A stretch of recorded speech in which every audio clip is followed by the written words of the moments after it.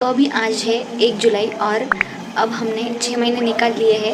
अब वो हमने पढ़ाई करते हुए निकाले हैं या सिर्फ स्क्रीन के सामने बैठ के या टेबल पर चेयर पर, मतलब पढ़ाई वो हमने कैसे किए वो हम खुद ही जानते हैं और आप भी जानते हैं। तो आप सोच रहे होंगे कि अब आगे के 6 महीने हमारे पास है बाकी के एग्ज़ाम्स के लिए, लेकिन आपको ये नहीं पता है कि 2 नोटिफिकेशन आ चुकी है और अगस्त में उनके एग्ज़ाम होंगे प्रीलिम्स के, और 1 महीने बाद 30-40 दिन के बाद मेंस के एग्ज़ाम होंगे। तो फिर देखा जाए तो हमारे पास सिर्फ 1 ही महीना बचा है। और अगर अब आप सोच रहे होंगे कि मैं ज़्यादा से ज़्यादा लेक्चर्स देखता रहूँ, फिर प्रैक्टिस करूँ, फिर मॉक लगाऊँ, तो एग्ज़ाम आने तक आपकी प्रैक्टिस अच्छे से नहीं होगी और बहुत मॉक देने लगोगे तो आप एग्ज़ाम के टाइम में पैनिक कर जाओगे।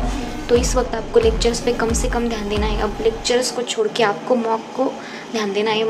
मॉक से जितनी ज़्यादा हो सके टाइमर के साथ प्रैक्टिस करनी है, क्योंकि अभी भी अगर आप लेक्चर लेके बैठ जाओगे तो ये साल तो आपको क्विट करना ही पड़ेगा। जितनी ज़्यादा हो सके हमें मॉक से प्रैक्टिस करनी है, मॉक को अच्छे से एनालिसिस करना है, चाहे पीओ का हो या क्लर्क का, रोज़ एक मॉक देना ही देना है और अच्छे से उसका एनालिसिस भी करना है।